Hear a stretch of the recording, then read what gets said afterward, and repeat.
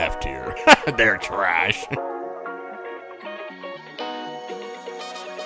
Because I have some predictions. You have some predictions. I have some predictions. I'm Nova, I'm Jack, and this is Two Shmucks and a Buncha Yucks.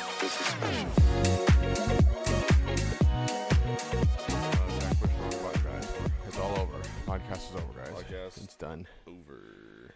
This is the last episode for Jack because now he's getting fired. Yep, now it's just going to be Schmuck and Yuck. It's just schmuck. Schmuck. Just schmuck. Singular schmuck. Impossible, maybe a yuck or two. One Schmuck and maybe periodically some Yucks. Yeah, like the longest title, like an anime title. Reborn as a vending machine, I now wander the dungeon. Excuse me. What a All right. silly thing. What a silly thing. I would like to get started with talking about some football. Football. We're in football season, folks. We are in football season. This is perfect because I have something I want to talk about as well, but you first. So I want to. I was thinking about the whole tier list thing, Okay. and I think every week I would like to talk about the game a little That you bit. did. Okay. That I did. Okay. And then at the end of football season, once the Super Bowl happens, then we In will. February. Then we can cover the entire tier list and kind of. We can talk about the actual tier list itself instead of just the games. We could throw it up on the screen. We could throw it up on the screen. We could. Yeah, because of So- the mirror mode. So So far this season, I've only really seen two games. 1, 2.5. 2.5. So I would like to start with the first game of the season. All right. That was wild, off the rip. Are you talking about Dallas Philly I'm talking about Dallas Philly. when Jalen Carter spit on Dak? Yes. Yeah. Wow. What a wild, and then what a game to come after that.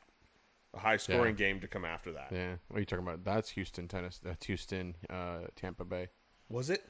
Yeah. Oh, I thought the. Did you watch another one without me? No, I didn't. I thought Dallas Eagles was a high scoring game too. I mean, it was decently high scoring, but then we didn't finish it because. Oh yeah, because it got rained out. The lightning delay. The lightning delay, not rained out. Lightning And delay. the score was 24-20. Yeah. When you left, that was the score at the end of the game. Okay, so that's not the game I was thinking of. Yeah, for the high score. Yeah. So that game, despite how wild it is unfortunately disqualified from being in the tier list. Because you didn't finish it because of lightning delay. Yeah, the game. Yes. The game itself screwed itself over. Yes, it did. Because that in was the Philly area. Yeah, and I don't know how folks out there listening feel about the Eagles, but they were going to get priced pretty low. If you guys don't know the criteria for Jack's tier list, you should actually. I should actually go over that. Because Jack is not a common football fan. I am not a common. He's starting to learn. That's why Yes. our friendship is growing ever stronger by the day. Yes, it is. Because I am a football junkie. But Jack's tier list is wild. The parameters are wild, so it's really fun because he doesn't understand the game as well. Right? Yeah. He doesn't understand the teams and their history as well. Yes. So he's not going to know everything. So like I do. So there are currently 4 criteria. Currently 4. I think there's one missing. I think there's going to be a total of 5. Okay. But there's one missing. I can't remember for the life of me what it is. So, folks, We'll see if we can figure it out. the first qualifier is the game itself overall. If the game is good or not. Yes, will determine where the two teams Entertaining. the range of where they are placed on the. So if it's a really really good game, high scores, lots of action, if it's a really fun game to watch, it's going to go higher than a boring game. Then foul plays influence your team standing. So for a good example, that's why I brought it up. The spitting thing.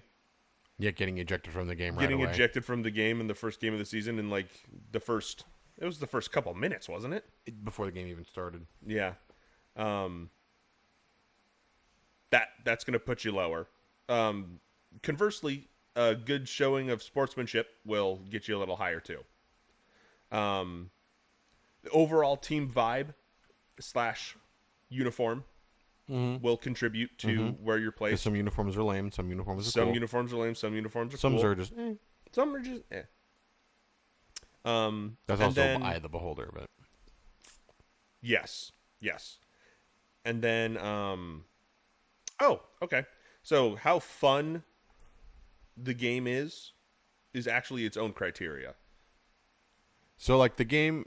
Okay, so the game overall, I think the first category, the game overall is the game good or not? Like, was the game close?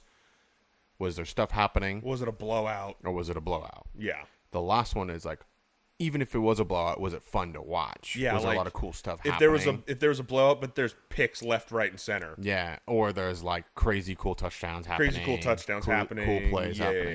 Yeah. So it's overall entertainment factor. Yeah, I think is and that, was that one. Yes, and I think that's important because I want. The reason that I've structured the tier list this way is, or the criteria is specifically to be controversial, because I want there to be discourse, and I also want it to be so like really good teams like the Chiefs. Oh, well, okay, maybe not right now. They're like 0-2 right now. 0-2. They're 0-2 That'd be right so now. fucking funny. F tier. They're trash. So, like, maybe that should be the fifth criteria with the teams overall. What the record is when you watch them. Ooh. It's a little tough just because of early in I the was season. I was gonna say that would be the last thing we do, like, on the podcast. Is check the records. Is check the records. That actually makes a good sense. Okay, so I'm gonna add that one.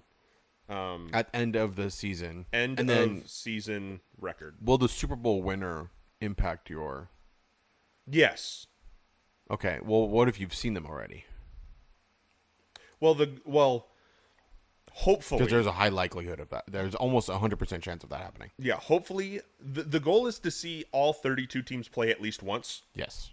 So far he's seen 4 technically. Yes. I would say... I mean 6 technically if you really want to count the Dallas-Philly game. Which is totally okay, that's why you're saying okay, no. Yeah. So we're not counting that. So I've technically only seen 4 teams. With the eventuality of being able to see all 32 all eventually. 32, yes. So I think the way I'm going to do it is the Super Bowl winner and the Super Bowl runner-up will move up just an entire bracket themselves wherever they're at. What if in the Super Bowl the runner-up gets absolutely demolished? Like the Chiefs did last year. Because Philly just crushed them. That's a really good question. Getting to the Super Bowl is hard, so I understand that. Yeah. Because like you've kind of proven, but I think at least in that in the season, bowl, performance in the bowl should matter. You're totally right. Yeah. In the bowl. Maybe if you get to the Super Bowl, you move up 2 tiers, so you have the opportunity to be moved down 1, based on performance. That's fair. Based on the other criteria. I mean, what are your actual tiers? I've got S through F. Okay. In the there is grading a traditional sense. There is a traditional sense there. Okay, so it's F, D, C, B, A, S. Yes. S being the top, F being the bottom. F being the bottom. Okay. So I'm feeling the vibe here. I'm feeling the vibe. So it's a traditional kind of tier Do we list. want to wait to show the tiers off at the end of the year, or do you want to talk about it after each game?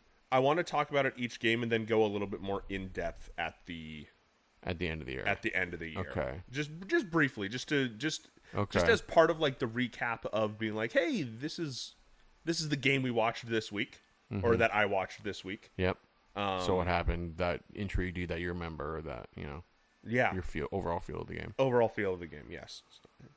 I'll add that later.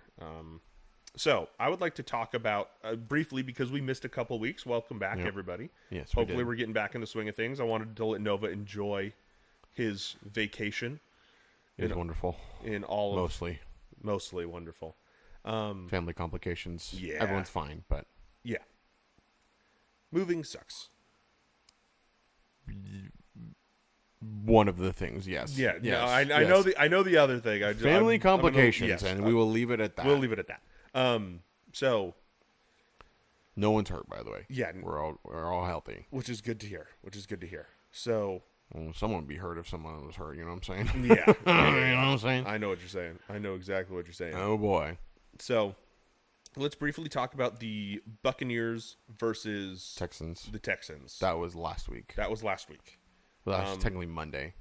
Monday that just happened. Yes. Because this is recorded on a Friday. Yes. Yes. So we've watched technically 2 games this week, too. That's true. Monday That's and true. Thursday, yeah. That's fine with me. Although the Buccaneers-Texans game was the second to last game of week 2, and the Bills-Dolphins game last night was the first game of week 3. Okay. So the football week starts on Thursday? Mm-hmm. Now it does. Now it does. Mm-hmm. Okay. So I don't remember a whole lot other than it was a pretty fun game to watch. Buccaneers-Texans was a pretty good game. It was a pretty good game. I remember some pretty cool touchdowns. I don't remember a lot of like interceptions or picks There wasn't really anything like interceptions. that. And there might have been one, but I don't think there was. I think there was a fumble, but the fumbling team recovered it. Yeah, probably. I believe so. I remember, for whatever reason, kind of rooting for the Texans, but I also just kind of, I don't know why. But then I wasn't disappointed when I believe they lost. Yep. Yeah, I wasn't disappointed when they Tampa Bay lost. marched down the field and scored with a few seconds left to win it. Yep. Oh yeah, that's right. Mm-hmm. That's right. Very well executed by So- Tampa Bay, if I might add. So that was a game scoring in like the 30s, correct? No. No, not that high. I believe the Texans got 19 points and the Buccaneers got like 25 points. Okay, so if I remember. that's not the. Let me it check. was- Let me check the score really fast. Yeah. So But I'm pretty sure I was right. I think it was 25-19 so or 24-19. I wanted one to of the two. put the game around C tier for both teams because it was a pretty average game. Like It was 20-19 exactly. 20-19 exact. Oh, I remember because they got that one extra point. Yep. And then Wild. And then we had the Dolphins and Buffalo Bills. the Buffalo Bills, which was, full disclosure, I had to get up and leave during part of the game, but I did catch the highlights. That was a game I wish I had watched the whole thing. It was fun. Holy crap. Josh Allen's crazy, man. The Buffalo Bills quarterback, he's crazy. What a back and forth game, and then what a just way to end it. Backbreaker from the Dolphins for Tua to throw a pick, and then the Bills to just march down, score, and finish it. And then the Dolphins get the ball back. They screw up. Yep. No, sorry. So the Bills scored to make it 28-21. Mm-hmm. Dolphins are driving back down. They're within 30 yards of the Bills. They're about 10 yards away from the red zone, which is 20 to the 10 to the end zone. And Tua, the quarterback of the Dolphins, throws a back-breaking interception that basically ends the game. Buffalo drives down, wastes a bunch of clock, kicks a field goal, game over, 10-point win, 31-21. What a game. It was a good game. The betting line for that game was Buffalo minus 12.5. So they were favored by 12.5 points. Yeah. And they won by 10. So if you bet the Dolphins plus 12.5, you would have made money. And I was considering doing that, and I really wish I had. Yeah. For those of you who don't know what betting lines are or how they work, Yeah. Please. minus 12.5. So if the Bills are favored by 12.5 points, so minus means they are favored. So they are favored by 12.5. So if they score 12, they didn't hit it. If they score 13, they hit it. That's what the half is for. Okay. So plus 12.5 for Miami, which means they don't have to win the game, but they have to be within 12.5 points.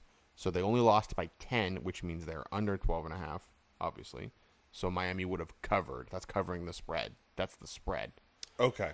So like the Seahawks are favored minus 7.5 against New Orleans at home on Sunday. Gotcha. So they're favored to win. They're favored by over a touchdown. By a touchdown. To win, yes. Okay. So that's what the spread is. The spread is basically you're playing the numbers game. So you could bet spread. Like you could think, I think another game. So like Kansas City's minus 6 in New York against the Giants. Okay. So they're favored by 6 points to beat the Giants. You could think, I think the Kansas City's going to win, but I think the Giants are going to cover. So then you would bet the other side. You would bet the plus 6. Okay. Which means the Giants are going to cover that and maybe lose by like a field goal or like 5 points, which would be a field goal and a safety. There's weird point combinations that can happen. So you're really betting the odds in that. And then there's the straight money line, which is who's going to win. So, like, you bet Kansas City or the Giants to win. That's the money line. Okay. Then there's prop bets. That's like this player gets like 35-plus receiving yards or 35-plus rushing yards, shit like that. So there's a lot of stuff you can gamble on. Or you could, if you really want to get into the super nitty-gritty, you're like, this person's going to have 20 rushing yards by the end of the first quarter. Yeah, okay. And then you can add so all you can these get down to the player level. Yeah, you can get down really crazy. And then you could add all these into a parlay, which means if all of them hit, you win the parlay, which is an even bigger bet. Gotcha. And that's how you win money. I have a parlay for the end of the year. Let's just say it now, which we already talked about in the podcast, but I have a parlay where I have the Chargers and the Rams both to make the Super Bowl. And all they have to do is make the Super Bowl. And I win $3,100 off of 20. Off of $20. Off of $20.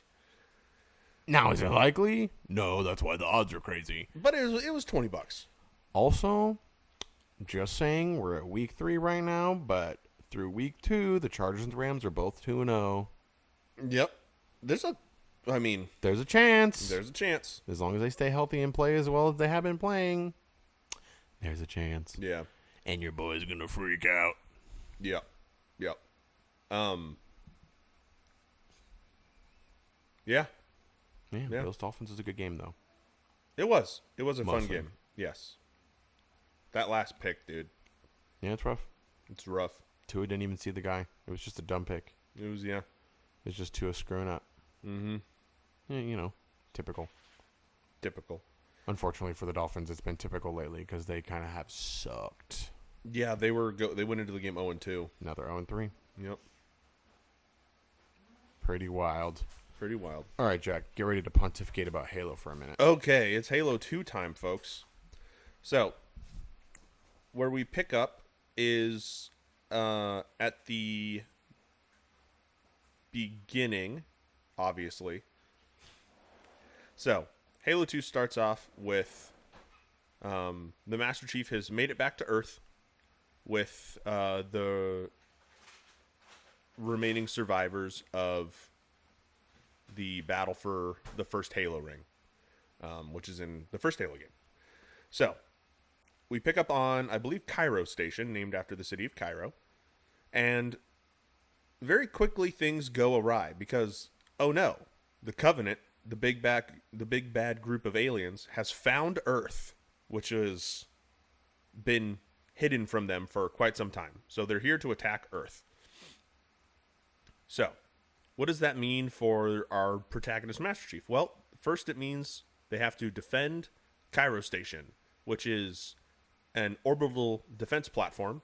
It has a really, really, really big slingshot gun on it that is able to shoot through ships and shields and stuff and just blow them up and it fires very, very fast. It's called a mass accelerator cannon for the nerds out there. Anyway, so the Covenant board the station of Cairo, and they have to defend it because some of the other orbital defense platforms are blowing up. So the Covenant brought a bomb, and then what happens is you fight through Cairo Station, you get to where the bomb is, and then you get one of the best cutscenes in all of Halo, where Master Chief opens an airlock and the bomb flies out in front of him. He grabs onto it. He lands, or he flies through space. He goes into the core of a giant Covenant ship, activates the bomb, and blows the whole thing up. Next time on Jack pontificating about Halo. We go to Earth.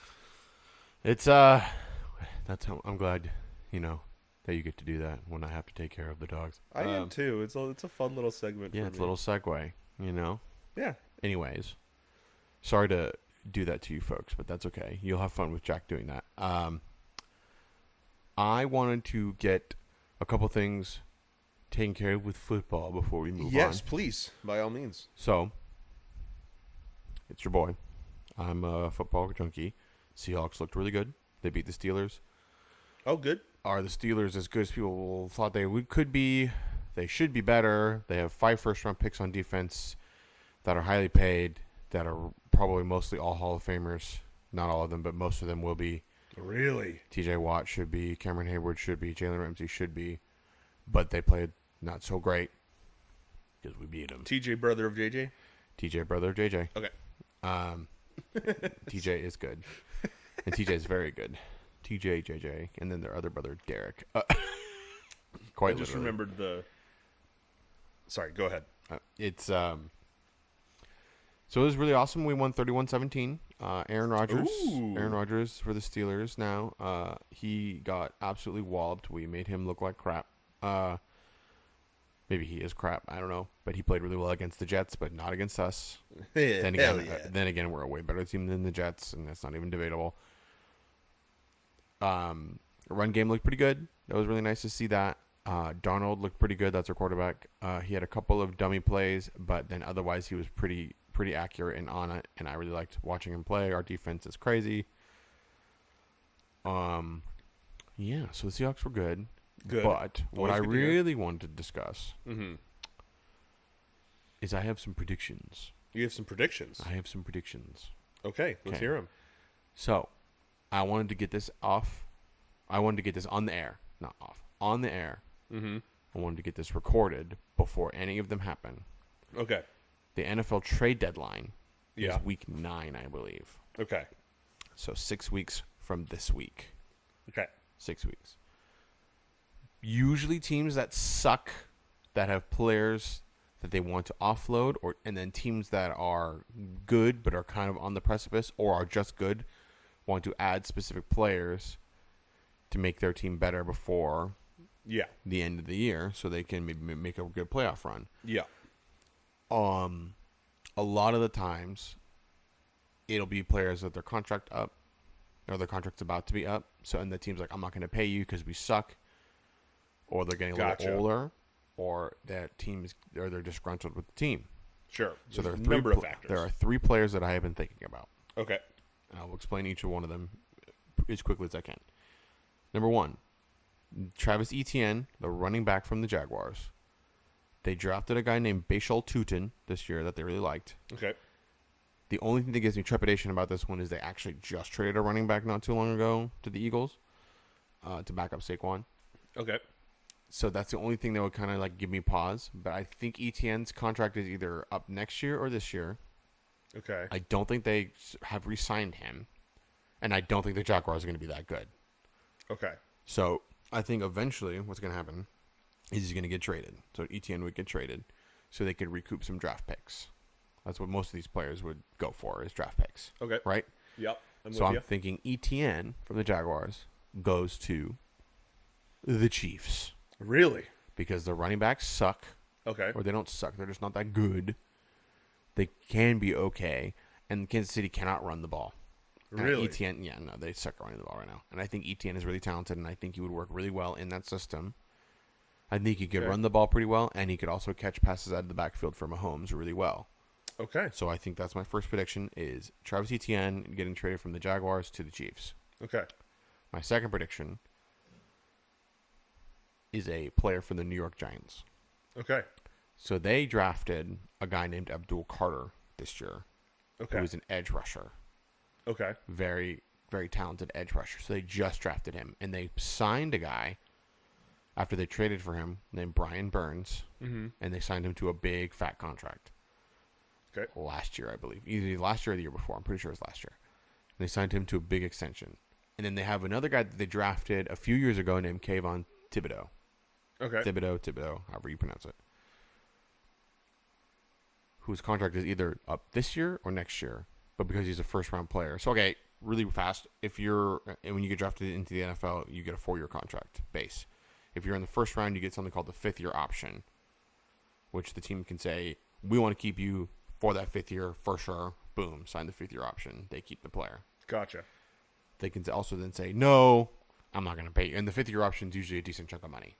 So you're not like getting gypped. It's not like crazy, but it's a decent chunk of money.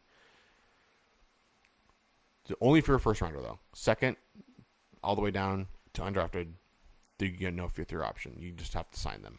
And usually they sign them a year early. Usually a year before their contract runs out.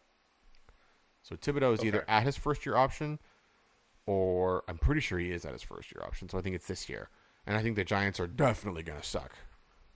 Oh, yeah? You're not... No. Hopes aren't high for the New York Giants? No, they've been sucking for a while. That's unfortunate. Fortunate for certain teams, because I think Thibodeau could get traded to a team that needs an edge rusher. Right? My prediction, this is maybe a little homer bias, but I think the Hawks might do it. Really? Mm-hmm. Now, I think the Chiefs would trade for ETN and probably trade fourth or fifth round pick, and maybe a couple of other ones below that. I think the Hawks, the highest the Seahawks should go to trade this for this kid, because edge rusher is a really high value position, and he was a first round pick. He was a top 5 pick. Wow. Okay. He hasn't really lived. He's good, but he hasn't lived up to a top 5 pick. And could that just be part of the team that he's on? Is not like he's not in a place where he can flourish, or is it? Do you think it's just him? A little A, little B. Little B. Okay. I think he's talented. I don't think he's as good as a top 5 pick would suggest. Then again, I mean, that's debatable just because of the way the draft works. I mean, certain players go in certain spots, and if they're productive, then maybe they're worth the pick, right? Sure. But the highest I think the Seahawks should go, and I don't even know if they should do this, would be a second round pick. If the Giants were like, hey, we'll give you him for a third round pick, I would consider it. Okay. Only because if you trade for him and you give up a second round pick, you almost have to sign him to an extension. Gotcha. Generally, teams would do that, but not all the time. Sometimes they'll just take the 1-year rental just to finish out the player and to get that extra juice from that player for that year, and then let him ride out. I see. So I think Travis Etienne to the Chiefs, running back from the Jaguars to the Chiefs. I think Kayvon Thibodeau, edge rusher from the Giants to the Seahawks. I could also see them doing something different, but I think the Seahawks should do it, and I think they could do it, and I think that it would make a lot of sense. And then there's Tyreek Hill from the Miami Dolphins, who we saw last night. Yes. He got paid a lot of money to play in Miami. He's a little bit older. The dude is dynamic. Dude is crazy fast. He might be the fastest player in the NFL. Oh, wow. Shifty, one of the best top 10 wide receiver in the NFL right now. But the Dolphins suck. Yeah. And they're going to completely tear that shit down soon. I have a feeling they're going to do it. So I think Tyreek's going to get traded. Now people are like, "Oh, Kansas City." He's not going to Kansas City. They don't want that headache because he's a headache. Is he? Yeah, there is alleged domestic violence cases against him right now. Okay. So you don't really want that, right? No, you don't want that as even if it's just allegedly, you don't want that associated with your organization. If it's true, he would definitely get suspended. Maybe we'll see if there's even further punishment beyond that. If not, it was just a media story headache to deal with, PR headache to deal with. Now, what teams could trade for Tyreek Hill? You have to consider, so if you're in the AFC East with the Dolphins, so the Bills, Patriots, Jets, he ain't going to any of those teams because you don't want to trade within your own division because then you'll see them twice a year again. Yeah. And if he gets traded to a team like the Bills, which wouldn't happen anyway, but if he did, that would be crazy. The receiving core would be nuts. You would see Tyreek Hill. Tyreek Hill would just make you look like fools when you play him again. Mm-hmm. Right? And you generally don't want to trade within conference. You want to send him away from your conference. So if he's in the NFC, you'd want to go to the AFC. If he's in the AFC, you'd want to go to the NFC. Sure. That doesn't happen all the time. The other two trade predictions I just made were AFC to AFC and NFC to NFC. So generally you're looking for cross the conferences, but as long as he's out of your division, I think people are a lot more okay with as long as he's out of the division. Okay. Right. I personally am conflicted on to where Tyreek Hill could go because there's a lot of teams that sound like it would work, but then realistically it doesn't actually make sense. So like the Eagles, they could do it. They don't need to. They shouldn't, in my opinion. Okay. They have a bunch of receivers that they have paid already. I don't think they want to add the headache either, although they have dealt with headaches before. a team like the Cowboys, Mm-hmm. I don't think they would because they paid CD Lamb. They have George Pickens, and they're not going to be that good. I don't think, especially, they barely beat the Giants. Oh, wow. Okay. So I don't think they're that good, and I don't think if you're not a good team, you don't want to trade for an older Tyreek Hill, right? Yeah, So, you don't. so, you so want like the a young team studs like maybe the more likely. Ravens. Ooh, Baltimore. Baltimore, I could possibly see doing it. I don't think so because they really don't like headaches that much. The only one they've really had in the last while has been Ray Lewis, but I know Ray Lewis had alleged murder charges against him, but we'll let that one slide because it got disproven in court. So well there you go. So he's not guilty. So we're good. There you go.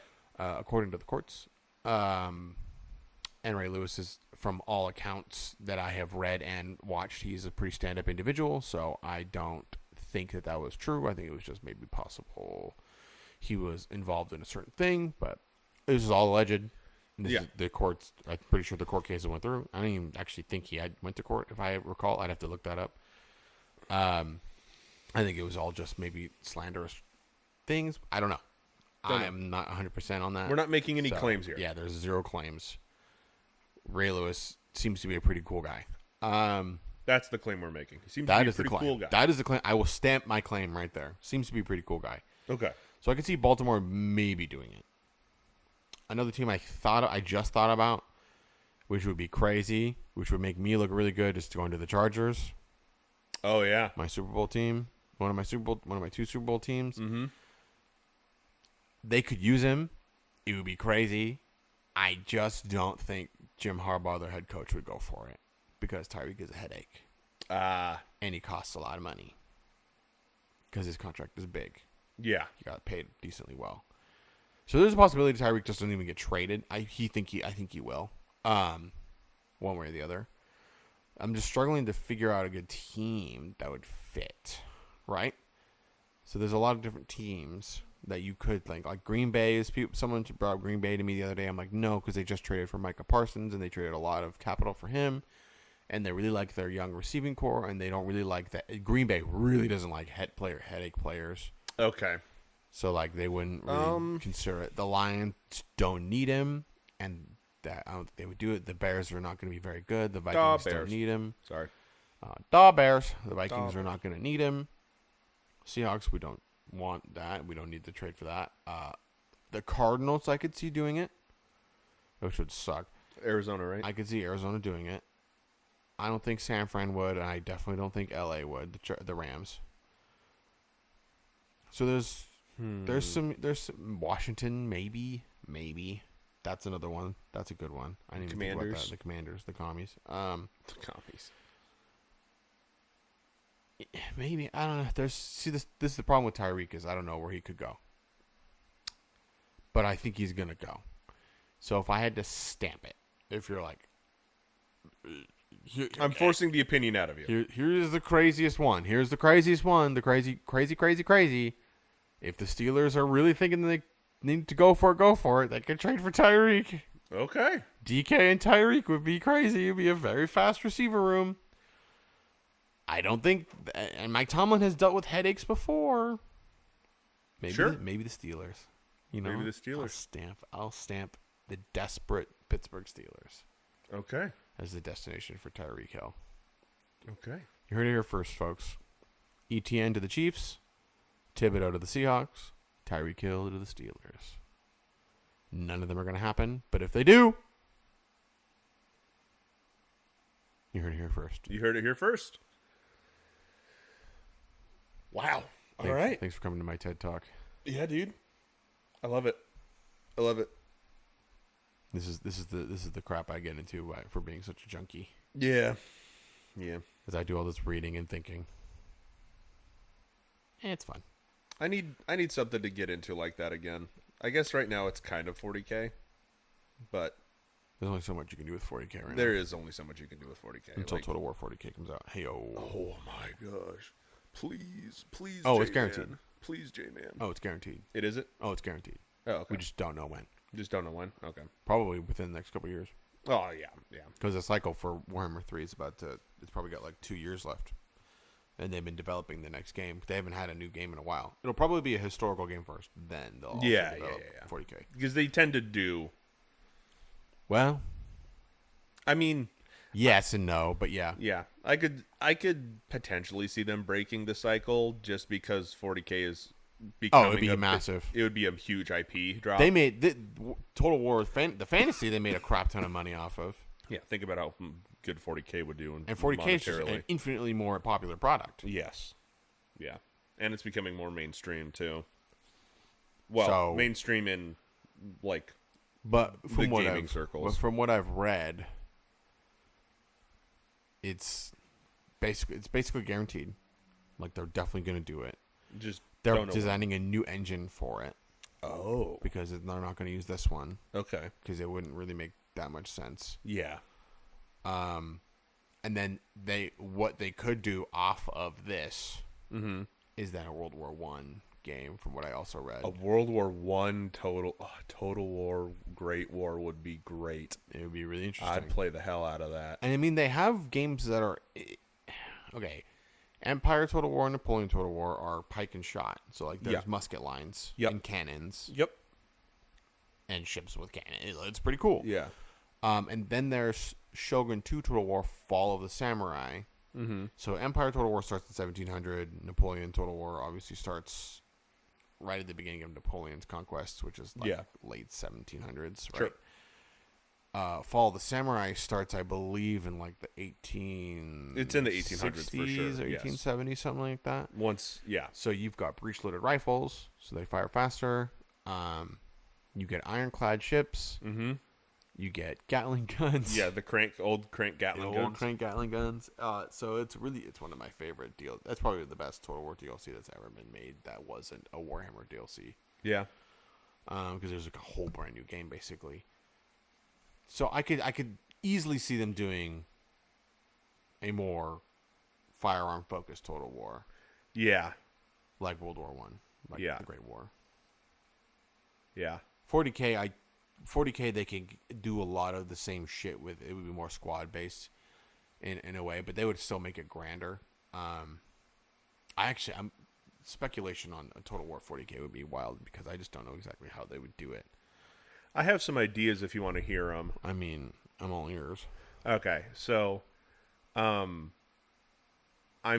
first thing that strikes me is, so you know how for folks that don't know, typically in the Total War games that I've played, at least, which is Warhammer 1, 2, and 3, when you enter a battle, it's typically just army versus army clashing, best strategy wins. Real-time strategy, yeah. Real-time strategy. I can see for 40K, because I would imagine they would use some tabletop influence, a little bit. I would imagine maybe some more objective-based battles. I mean, they did do domination in the multiplayer for Total War Warhammer 3. Yeah. So I'm thinking in the campaign itself, you might see some more, maybe not all the time, probably not all the time, but I could imagine some more objective-based capture and holding things, especially if they were going to do something like a World War I game that would also probably be in there to fit the trench warfare kind of style, which isn't the same style as 40K, obviously. But the other thing that 40K has going for it that Total War Warhammer at least has going for it is you have a lot of melee units and you have lesser gun line units. So like for example, like the Empire in Total War Warhammer, a lot of melee chaff up front, or not, and sometimes not chaff, sometimes elite melee units. Mostly just greatswords. That's like greatswords. The most elite unit. Yeah, but you also have guys in the back line either with bows and arrows or simple rifles. Well, now they added the handgunners. And then they added the sniper rifle teams. Yes. They have the Hellblasters, which are like Gatling guns. Yes. So there is firepower in a lot of these games. Yes. Like the Skaven have the rattling guns. Rattling guns, yes. And the snipers. So and the flamethrowers. What we're seeing is a gradual technological evolution in the Total War games. to the point. Is that a correct statement? Do you think? No, but Okay, please correct me. What? so okay, if you're looking, there's not I mean, technologically in terms of like the way the game is played, yeah, sure. Okay. But they've skipped eras because they went from Empire. So the very first one was Shogun 1, then Medieval 1, then Rome 1. Okay, so they go kind of back and forth. Then Medieval 2. Okay. Then Empire. I see what you're saying. Okay. I see what you're saying. Then Napoleon. Then Shogun 2. Then Rome 2. Okay. I see what you're saying. Okay. So on and so forth. So yeah, my statement is not correct. But the other things I see from... But there is more, like, firearm weaponry in more recent Total War. Yeah. Yes, that's kind of what I was getting at. But they've been in a few Total Wars. Yes. And that lends me to believe that if they, or when they do a 40K Total War... Yep.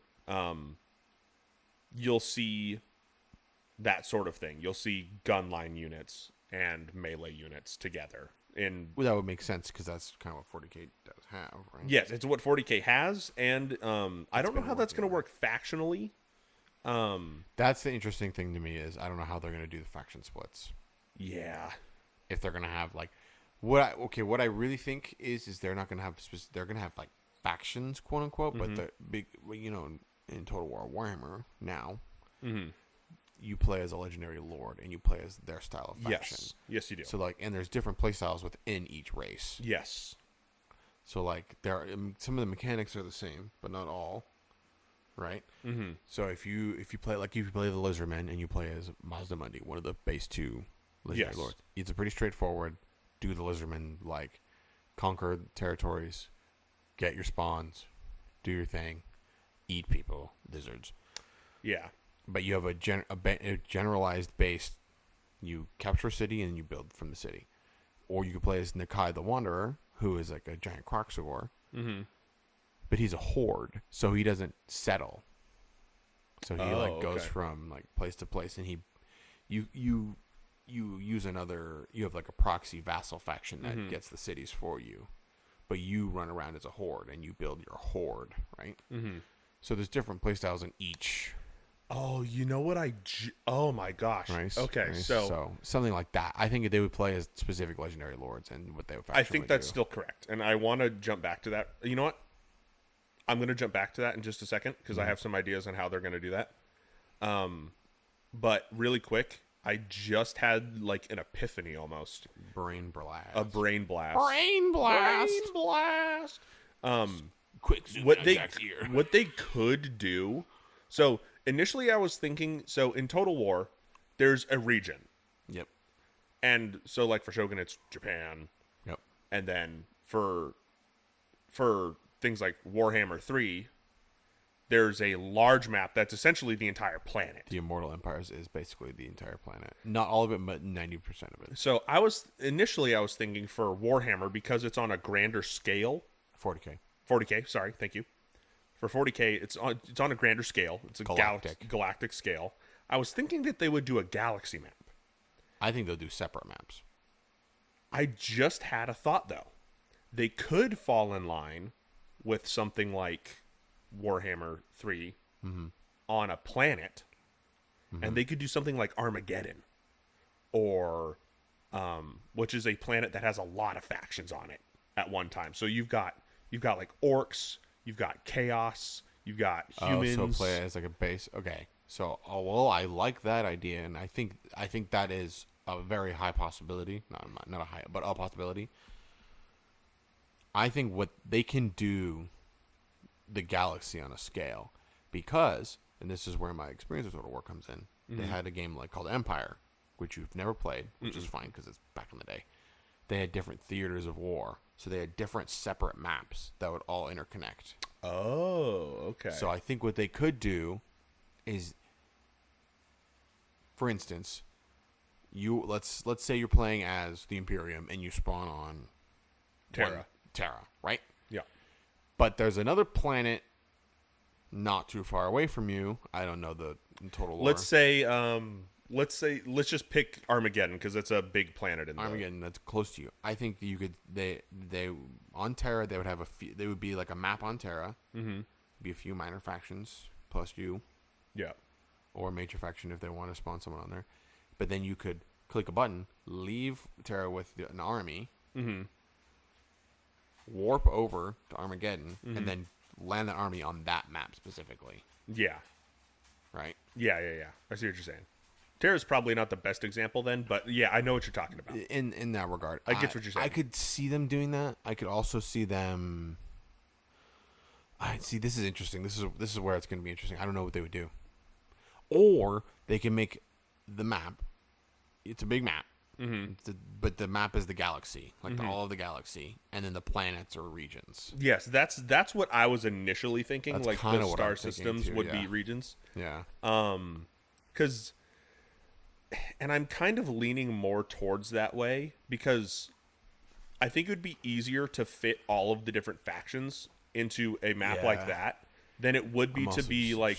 I'm just interested to see how they do it. Yeah, than it would be to actually, to fit all of the different factions. Because like in Immortal Empires in Warhammer 3, you've got all the factions represented on one planet because that's the planet where everything takes place.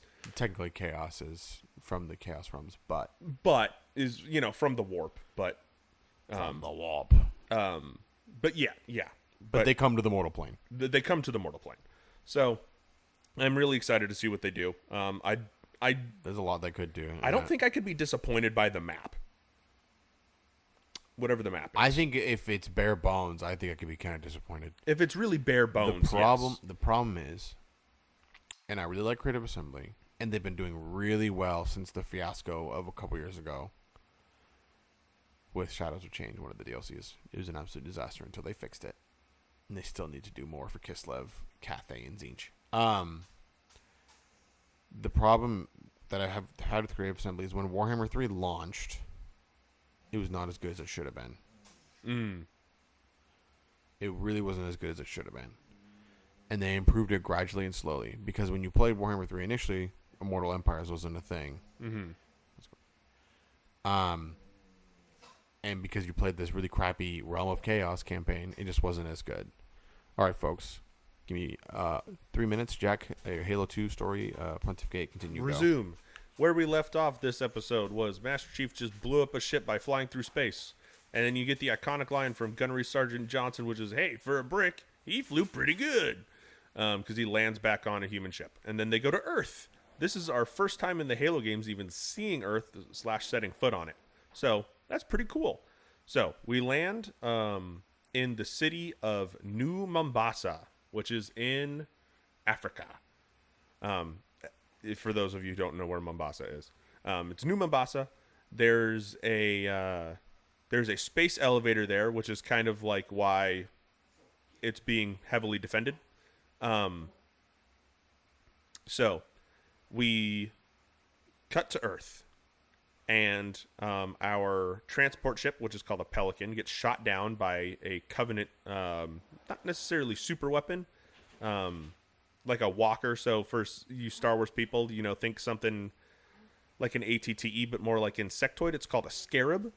It gets shot down by that. So we crash land, we fight aliens, we fight the Covenant, and then we make our way to the... Sorry, folks. Give me a second. I got to remember here. It's been a long time since I've played Halo 2. You've got to go to the... Where do you go? Oh, the goal of the first mission is to regroup with everybody. So, with other people who crash landed and then blow up the Scarab. You blow up the Scarab. Hooray! We do that. Then, it's back to space. It's back to space pretty much after that. Because... the Covenant is going into slip space in atmosphere above the city, which is really bad. It causes a lot of destruction. But the in Amber Clad, which is the ship for this game, the last one was the Pillar of Autumn. The in Amber Clad joins the Covenant ship going to slip space. And what do they find on the other side? another Halo.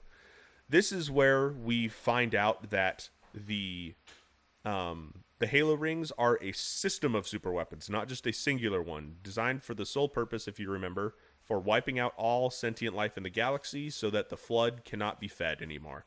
And in this game, we're introduced to a new major character named the Arbiter. He has an actual name. I believe it's Thel Vadam. He's an elite, also known as a Sangheili. And we get to play a couple missions as him, which we will go over in the next Pontification. Next time on Pontification, the Arbiter. And the Heretic. Halo 2, probably the coolest campaign in my opinion. Yeah. I think the best cutscenes are in Halo 2. Personally. That is a pure personal thing. I remember watching the announcement trailer for Halo 2 where Master Chief is in that elevator and the red lights just going by as he's ascending and he's loading a battle rifle or whatever. So badass. Dude, I think that was the most hyped I've ever been for anything. Jack's like, yes! Oh my God. Excuse me. Oh, so yes. Life update. Oh yeah, for everybody. Okay. Paul and I got a TV. Yes. A magnificent 77-inch 4K OLED Samsung TV. It is LG. Sorry, LG TV. It is a beautiful TV. It is incredible. Watching football on it last night was wild. Literally, Paul came over here several times just to look at it. Yeah, and he does not like football. Yeah, which is crazy. Nuts. And he actually got to witness two crazy plays. So it was like, damn, this guy's got perfect timing. That's very funny. But yeah, man, it's everything. It's more than I could have hoped for in a TV to watch your sports on. Watch my sports on. Yeah. So it's pretty sweet. I'm more than thrilled with it. I will not complain a single second about this thing. There's not one thing I would complain about as of right now. Maybe when I get more spoiled later. Yeah. Until 8K becomes an actual. Yeah, okay. We can't even fucking visualize 4K. Yeah. But it's really cool, man. It's really cool, sweet. Paul and I were talking about getting a Gobi backlight thing for it. Yeah, he was telling me that. Yeah, mm-hmm. Yep. It looks really sick. Which would be sick. We'll probably move that light over here. Into the corner. Yep. Put a table right here. Yeah. Pretty sweet. For those of you who can't see, we're in our living room now. Oh, there's a creeping boy over there. I can't say what I wanted to say. I can't say what I wanted to say on the podcast. He came over here and gave me the most creeper face, and then went back into his laundry room. That's very funny. He's probably like, "You're doxing me right now, Novak." That's very funny. Well, ladies and gentlemen, we're going to cut this episode a little bit shorter than a semi-normal one, but it's a pretty good length, yeah? Yeah. We're about an hour. It was a great episode. Thank you all for listening. Thank you so much. Remember, football is all amazing. Warhammer 40K is amazing. Halo, also amazing. All things amazing. All things amazing. Like, comment, subscribe. We have to say it.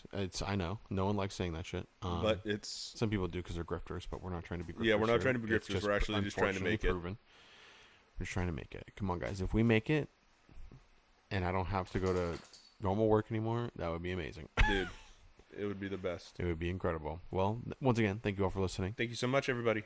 Have a wonderful morning, noon, evening, night. Goodbye.